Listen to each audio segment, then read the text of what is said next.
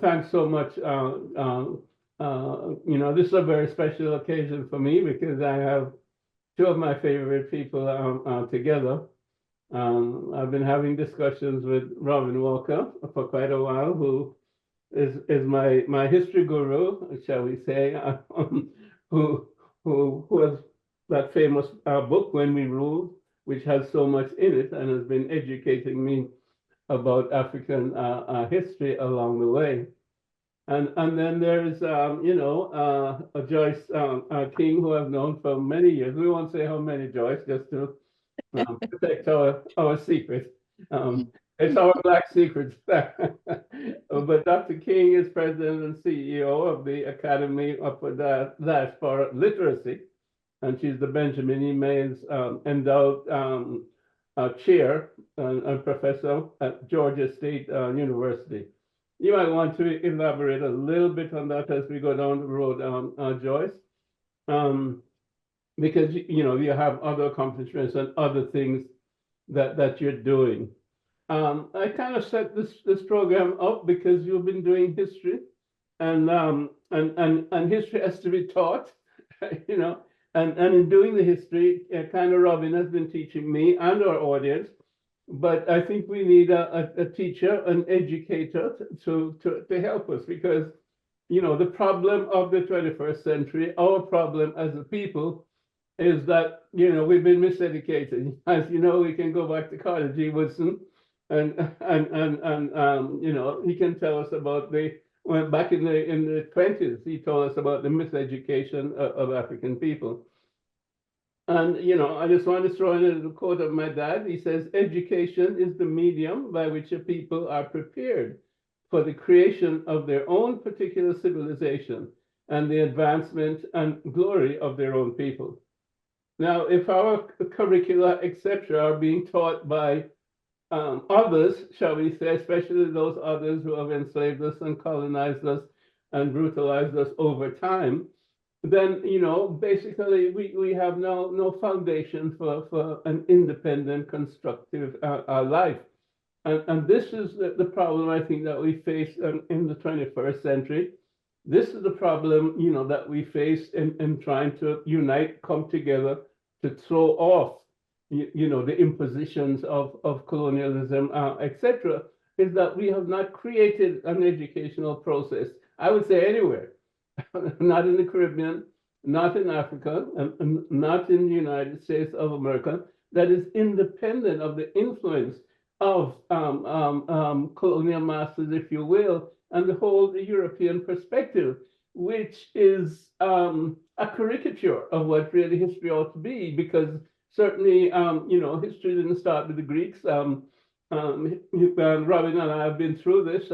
There were thousands of years of civilization in Africa before the Greeks came to Africa to learn.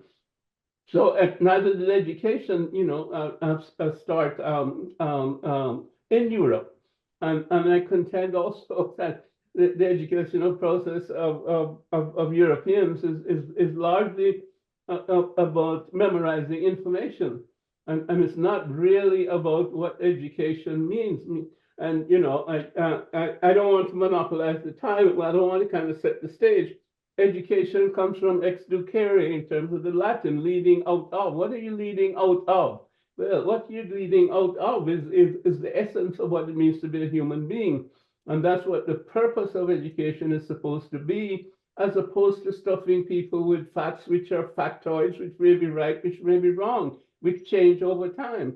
And so we need an educational process that validates us historically, and also is a true educational process that brings the best out of us, of who we are as human beings. I'm going to ask Robin to jump in there first, because we've been on the road together. And Joyce, feel free to jump in anytime. Robin? Yes, sir. I have a slightly different perspective, because my first exposure to this information came from the fact that I was part of a Saturday school in London where we were making use of the Portland model baseline essays. And we were doing this in the beginning of the 1990s. Now, the Portland model baseline essays were done by African American intellectuals. And what they did was to come with content that could be used to revolutionize history teaching, social science teaching, history, excuse me, not history, what they call it, scientific teaching, mathematics teaching, music, and literature teaching. And these essays, they were preliminary. There were holes in some of those essays, but the main point is they did it. And they did it for African American and African content. And then they promised that they would then do the same thing for Native American content. They promised that they would do the same thing for Asian American content, and they've since delivered. And my argument is what the African American intellectuals in Portland, Oregon did in the late 80s should have formed the basis for a radical African education. And essentially, a lot of people blew an opportunity which has been presented to them since, I think, 1987 or 1989, or whenever it was that the Portland model essays came out. And it wasn't just a situation that, yes, these were written for school teachers. They could have been adapted and put in the university curricula. Black educators and pedagogues all over the world should have seized that material and added to it.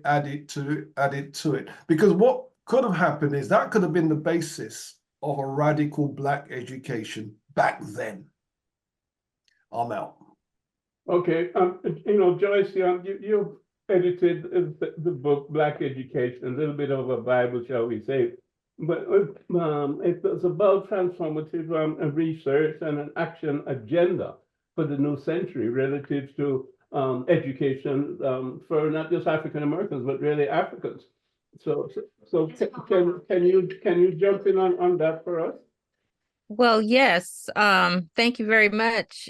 Brother Robin, so glad to hear you refer to the baseline essays that was organized with the support and direction of my teacher and friend, Baba Asa Hilliard. And at that time, when the Portland baseline essays came out, I was director of teacher education at Santa Clara University in California.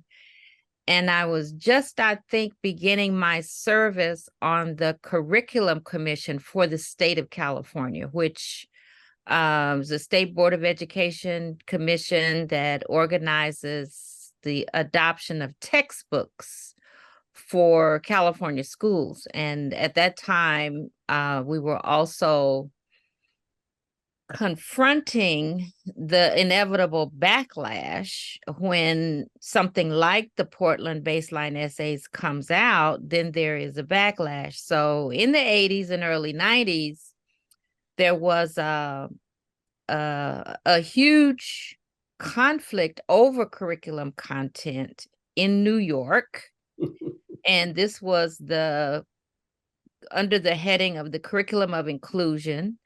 Leonard Jeffries was one of the people who was involved in that, and a sister from Ethiopia, Eleni Tedla, who wrote a beautiful book on African education. So I'm using this as an example of the context that we're always operating in when we push forward with an authentic, truthful, inclusive approach. And you pointed out that the Portland baseline essays were the first, and then there was going to be something for Native Americans. I mean, that's what we've always done. We've always been leading in the effort to be inclusive.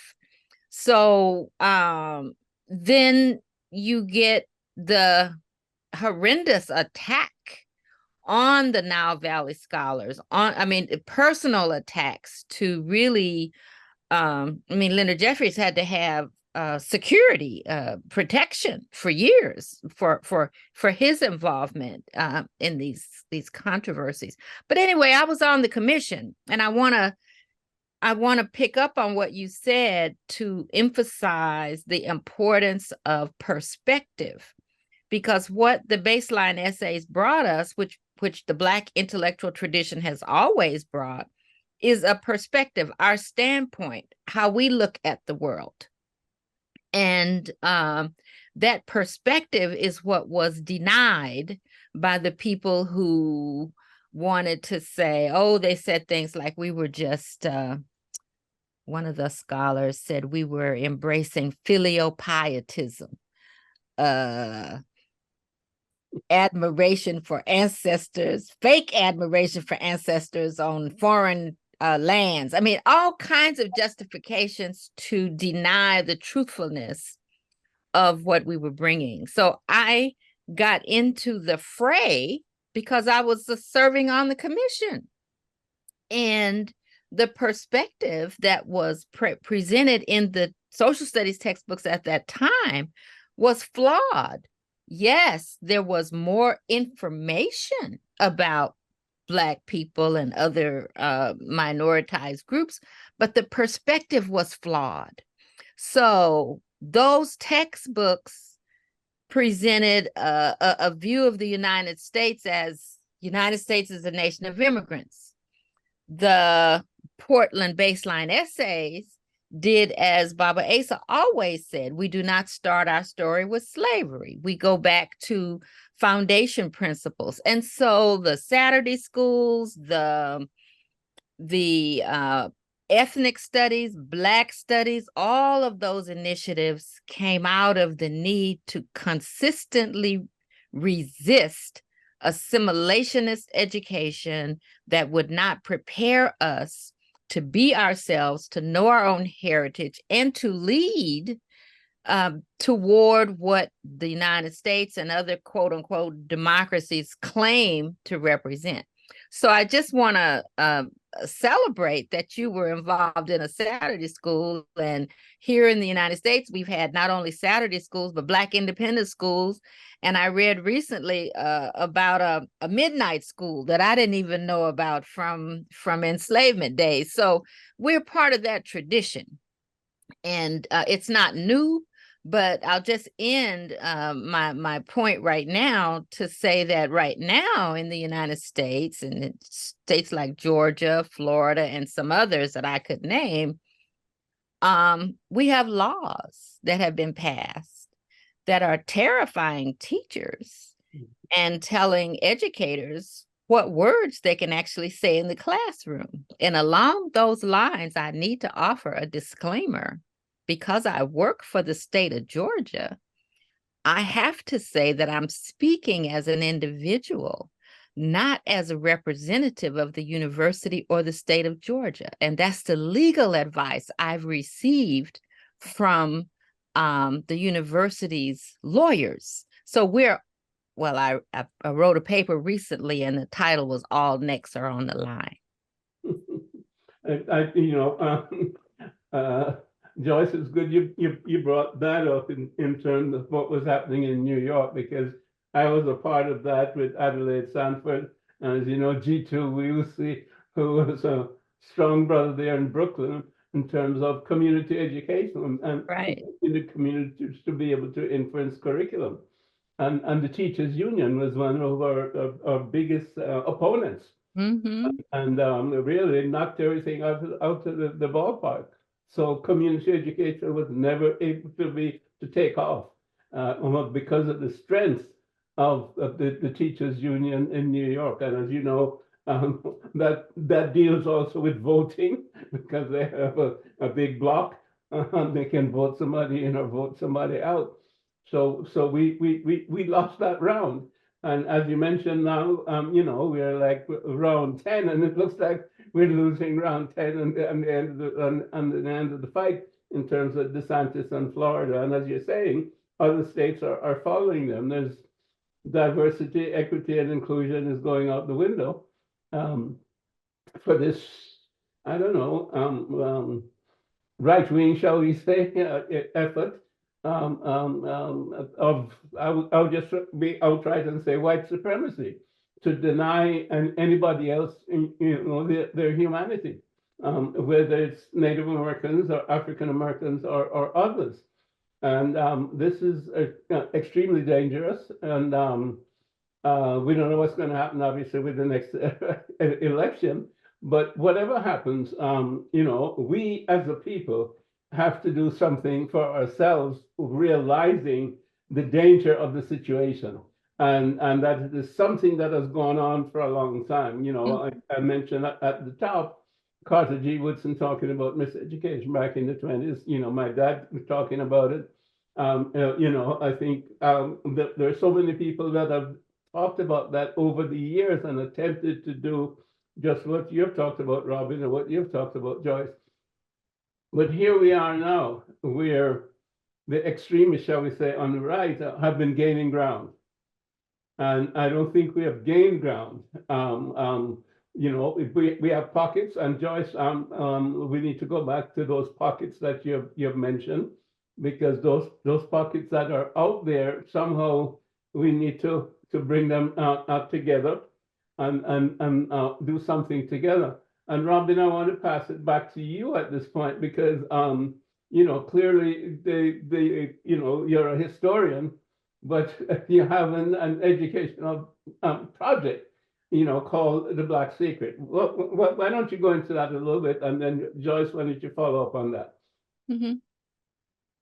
The Black Secret was an idea of being able to teach adults all over the world Black studies. And the very first topic in Black studies is, of course, Black history. So the idea that we did was to put together about 36 classes, 55 hours worth of history content, put it online so people could watch it at their convenience.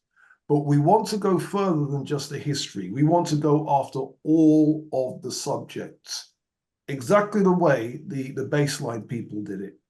So if we look at the baseline essay on, say, mathematics, you had back in the day various people writing books on, for example, Africa Counts was a classic book that came out in the 1970s. There's a lot wrong with the book, but there's a lot right with it.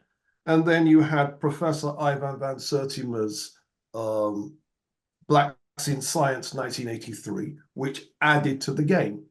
And then after that book, you had people like Dr. Charles Finch's book, The Star of Deep Beginnings, which has moved the game even further on.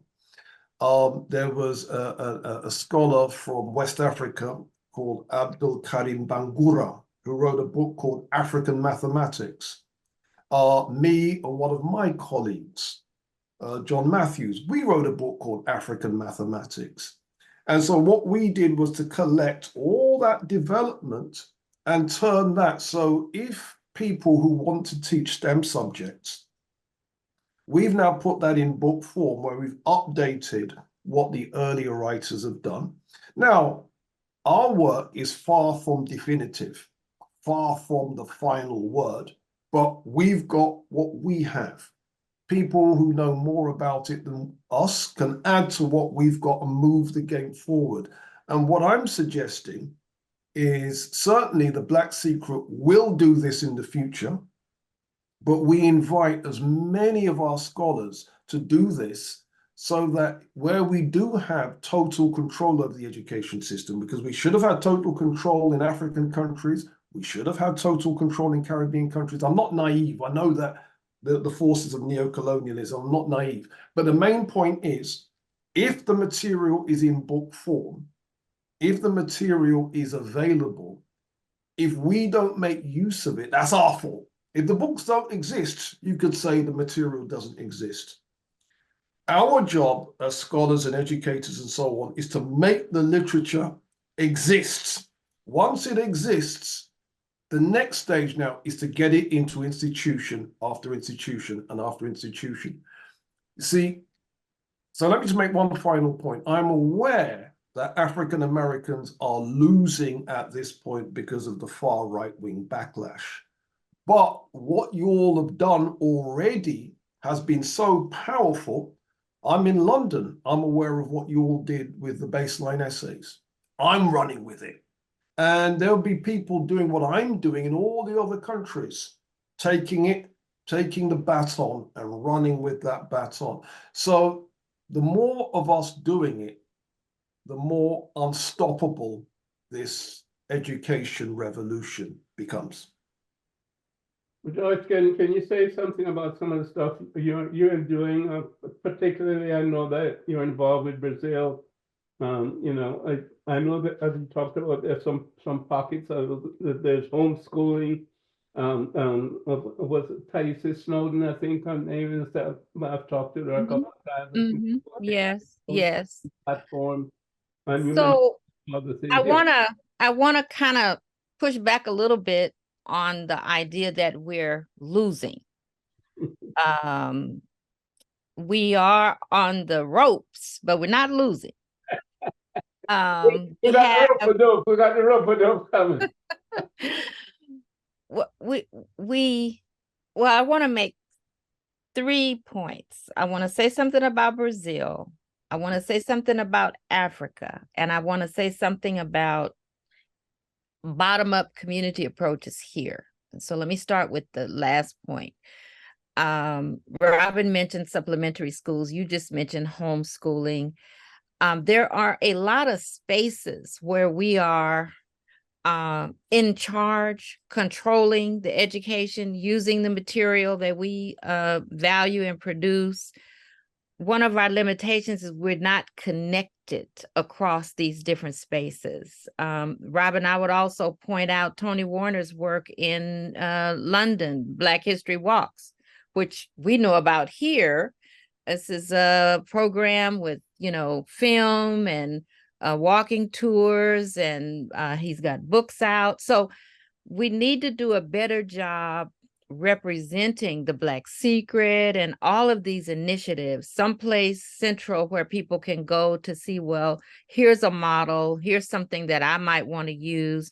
But the work that I'm doing with a community-based youth civic leadership program called the Guardians of Heritage, we have come to the conclusion, we had 22 young people from age 10 up to 19 in 12 cities in the US and 3 in Brazil studying online, in some cases in English and Portuguese, simultaneous interpretation.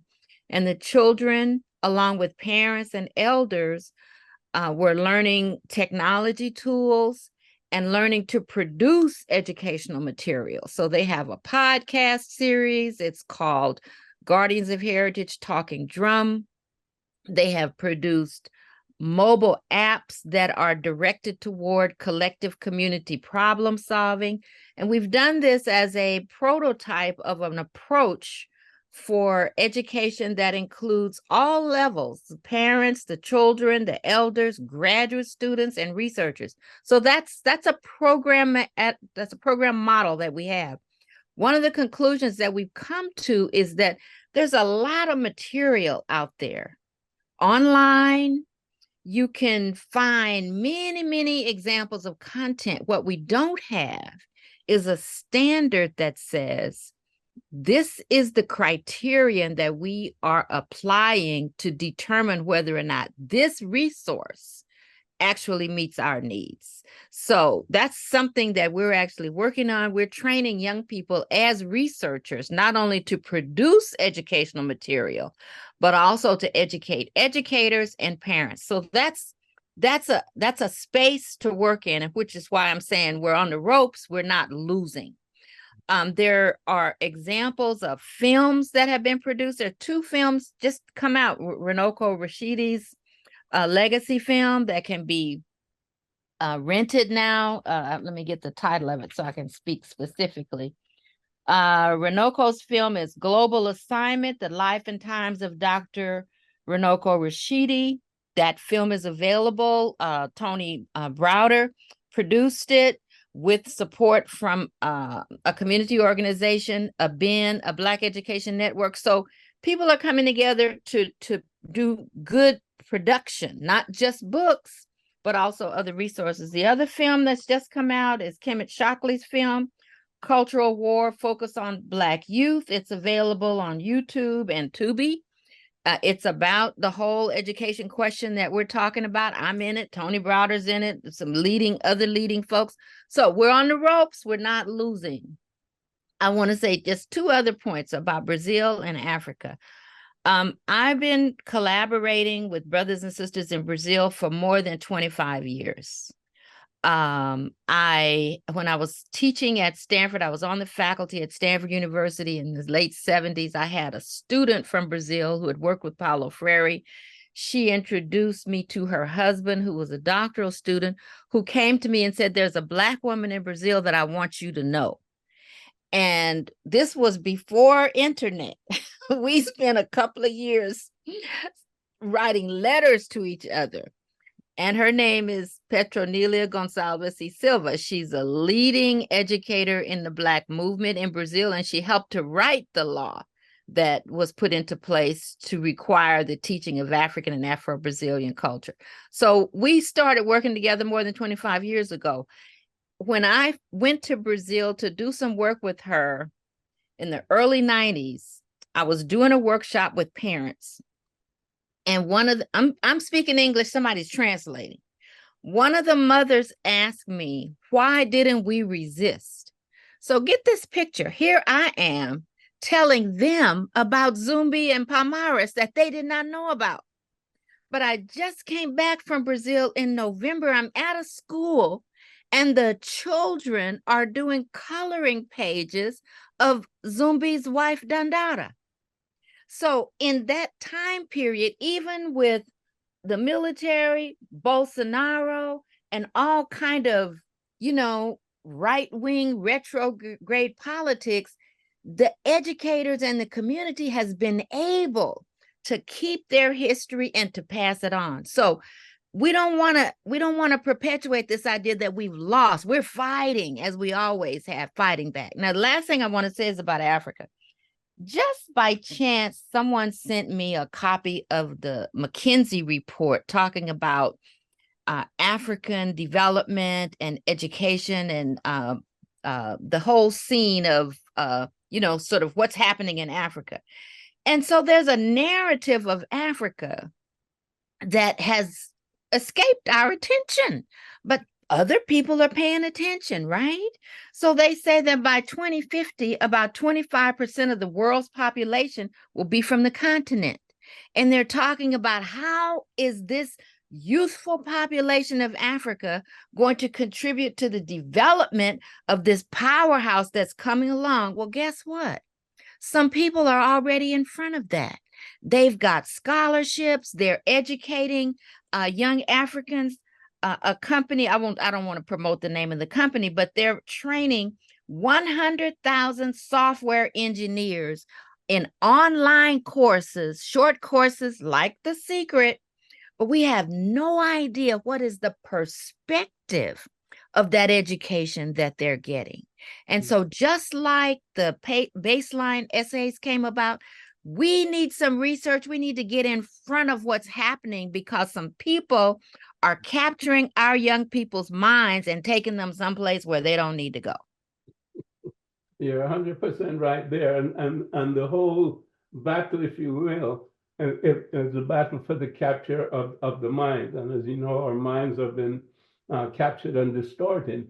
And they're working on the young African mind. As you know, there's a program, YALI, the Young African Leadership Initiative, where they bring young Africans, the brightest of the brightest, bring them over here to the United States and introduce them to American culture and the American educational system, which of course does not include African Americans. So they go back and they've been properly indoctrinated so that they'll do their master's bidding. Plus the other thing, Joyce, and this is, shall we say, pointing to the failings of the system as opposed to anything that's positive, is that there are 100 million African youngsters that are outside of school. 100 million in Africa that are outside of school. I mean, That is the shame. And of course, you know, these are the ones that are going across the Sahara, they're drowning in the Mediterranean, they're going to Saudi Arabia, they're being whatever, their organs are being taken or whatever, whatever, whatever. I say that to say that, you know, we have a big job. And, you know, I support what you're saying that we're on the ropes. Of course, as long as we're breathing, we're not defeated. And as long as we have a Joyce King and a Robin Walker, we're not defeated. So, you know, we're going to have to continue now to spend time. You know, how can we, you know, change the situation? How can we build in term on top of what we have? What Robin is doing, what you're doing, what you know that other people are doing, what I know that other people are doing. I think your point is very well taken, Joyce. A lot is out there, but we're working in silos and we need to come together because that's how we're going to be most effective. Robin, I'm going to dump that back at you and any thoughts in those areas? How do we progress in terms of pulling this off? Because this is the key. Because if we lose these minds, you know, Africa is finished. Because as you know, it's the richest continent. Everybody knows it. Everybody is there. You know, if not just America, not just Europe, but of course there's China, there's Japan, there's Turkey, there's Saudi Arabia. You know, everybody is there. You know, grabbing for a piece of it. And if we don't have a generation that knows itself and knows Africa and knows what it means to be African, then the other system definitely is going to roll over the whole world. And we know that the system that exists at the present time is destroying the planet. You know, and if it destroys Africa, then there's nothing left because it'll destroy just about everything else. Robin, back to you. You have a wonderful tie. It's very complex, many different colors. So I think you probably have many good ideas. So back to you. Okay, the tie itself is from Ethiopia. Wonderful. Yeah, it's an Ethiopian artist that designed the tie. Okay, and Ethiopia is a good place to actually start this discussion. One of the issues in Africa is a lot of people from Africa, they know the history of either their country or their, what I like to call ends, their area, their ethnicity. What they don't know is the history of anybody else in Africa who is not from their ethnic group. And this leads to a really blinkered vision of history and a really blinkered vision of what it means to be an African.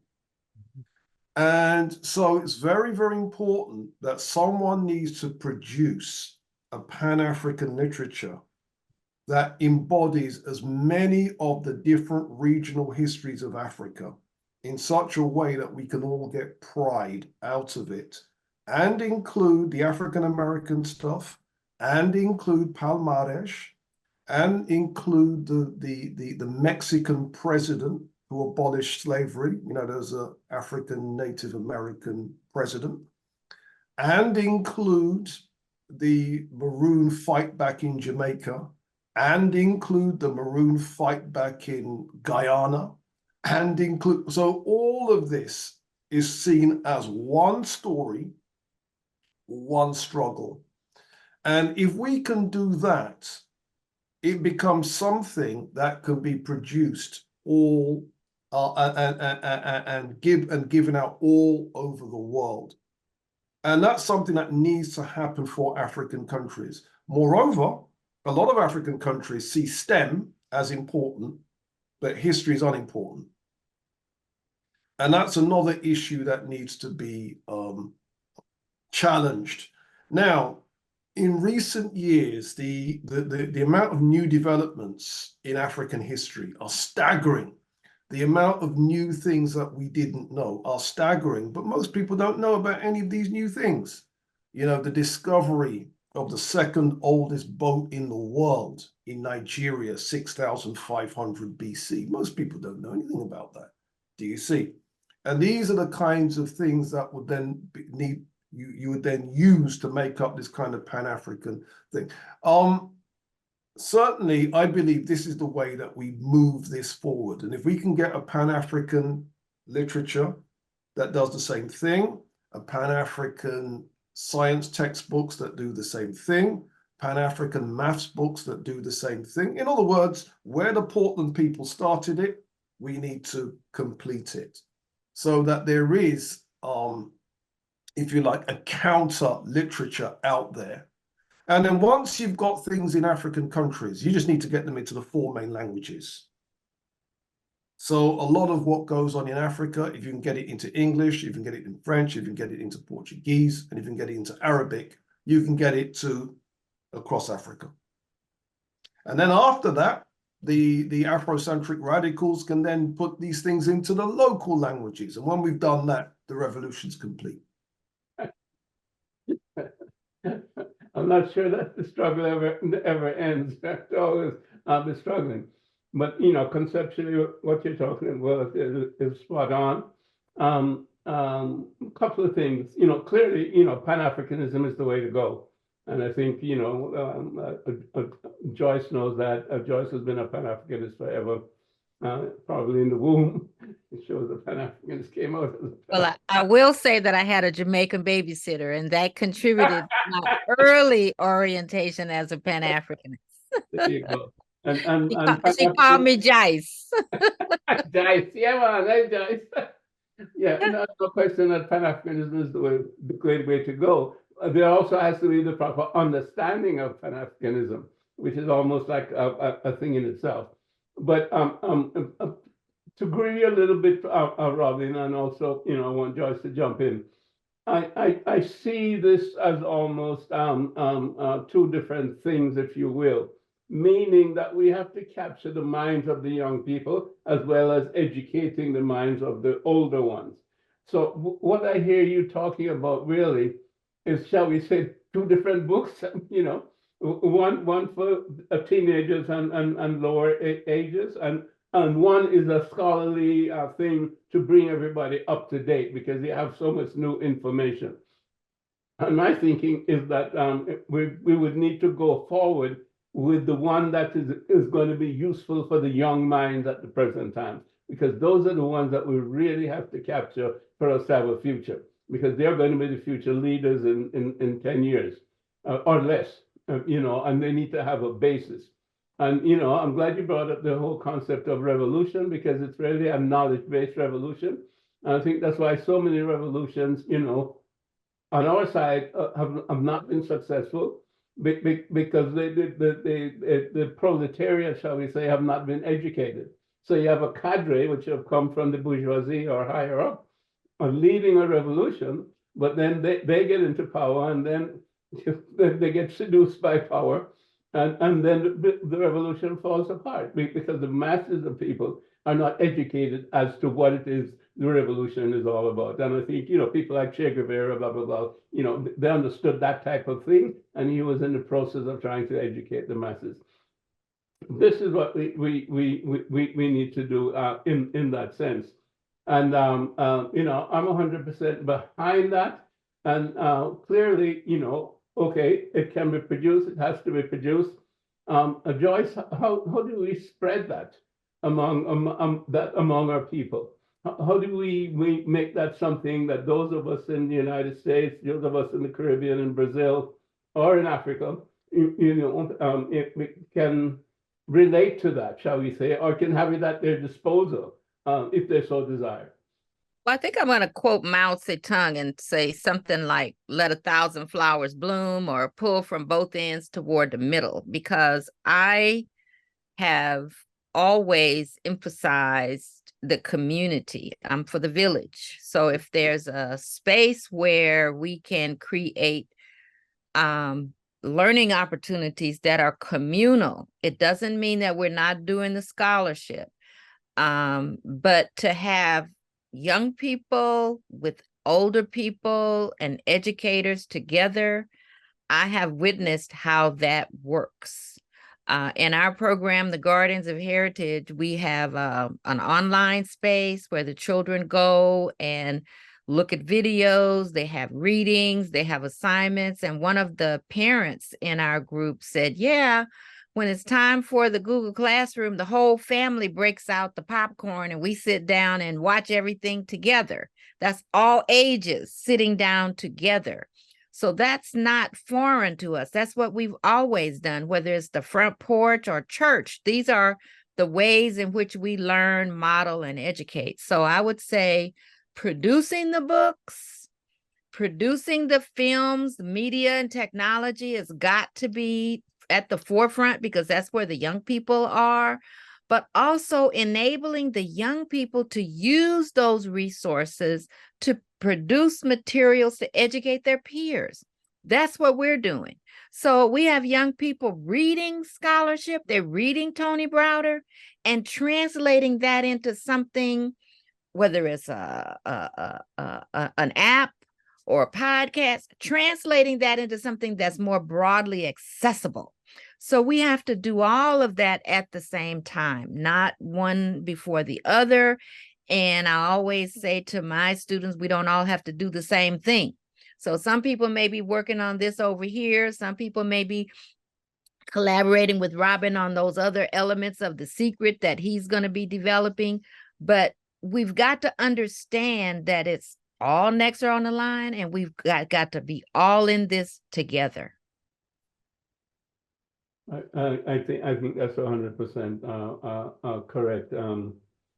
Robin, you and I have talked a little bit about that book aspect of it, and I think it really needs to happen. We'll talk more about it offline and see how we can make that happen, shall we say, ASAP.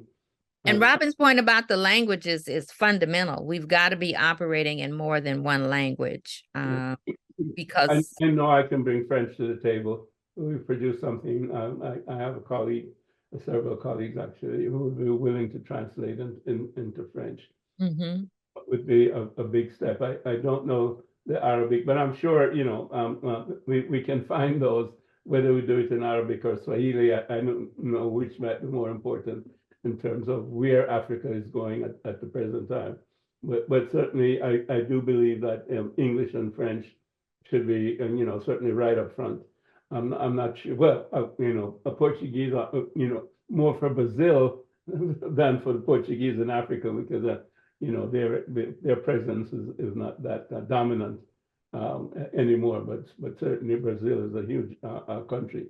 And you may be able to find somebody, Joyce, that could translate it into Portuguese. So we could cover a lot with that.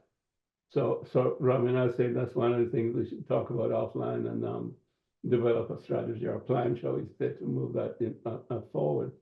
And the other aspect of it, Joyce, we're going to need researchers really to deal with the video part of it, the film part and the video part, because I think there's a considerable amount of stuff that's out there. I continue to be surprised by information that's out there about my dad. You need researchers to go out there and dig it out. And to evaluate it and to say, yeah, this is out there, but we don't endorse it. This is not a perspective that advances our work. Yeah. One of my students and I did an article about Mansa Musa.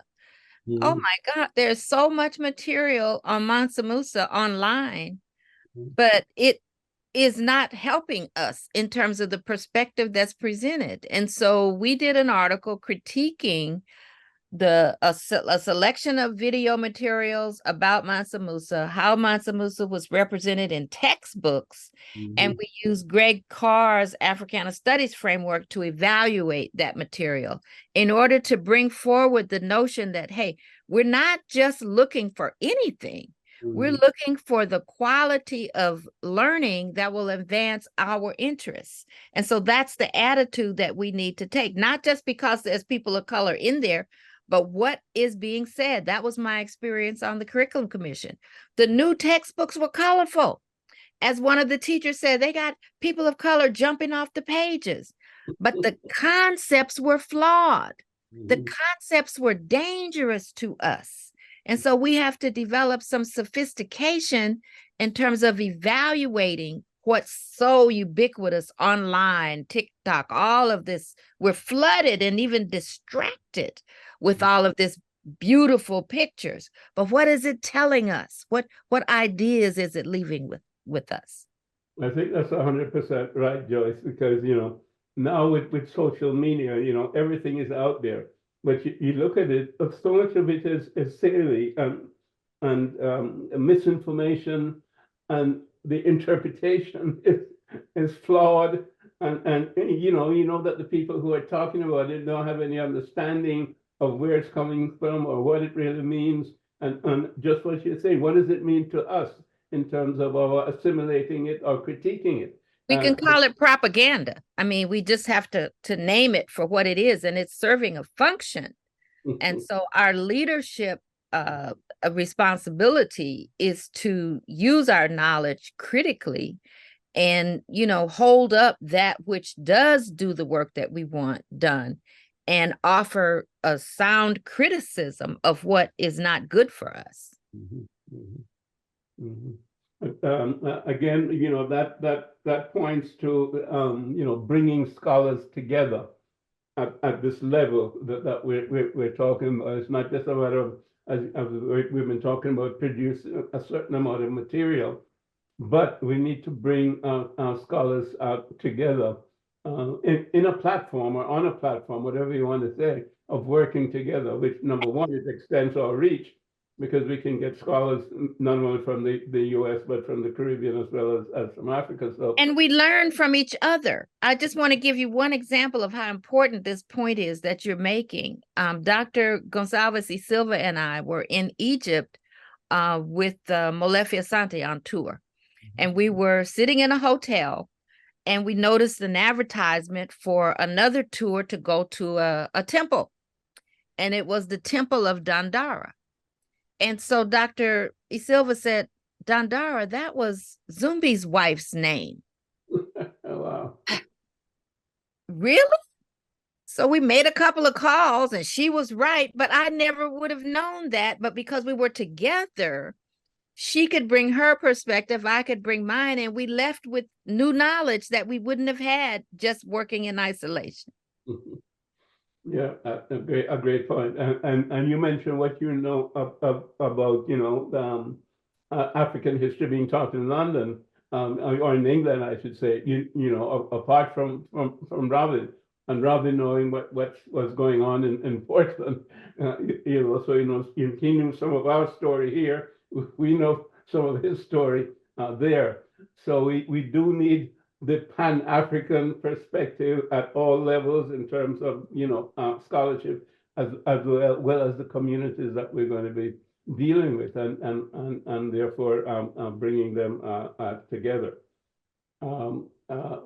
Robin, any last words as we wind up on this segment? Because I think we're going to be talking a little more in terms of details as we go down the road of doing these things.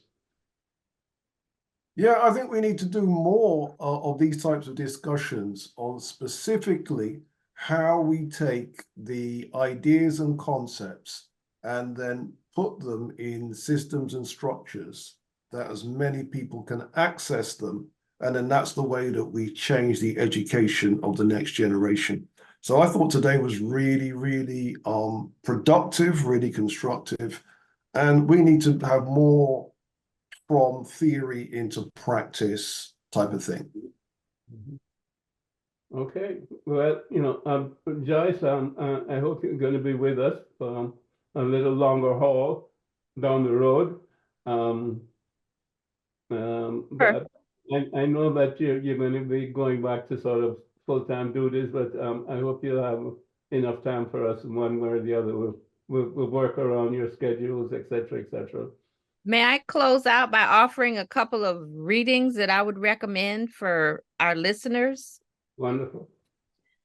First of all, Dr. Hasimi Maiga's book, Balancing Written History with Oral Tradition, The Legacy of the Songhai People.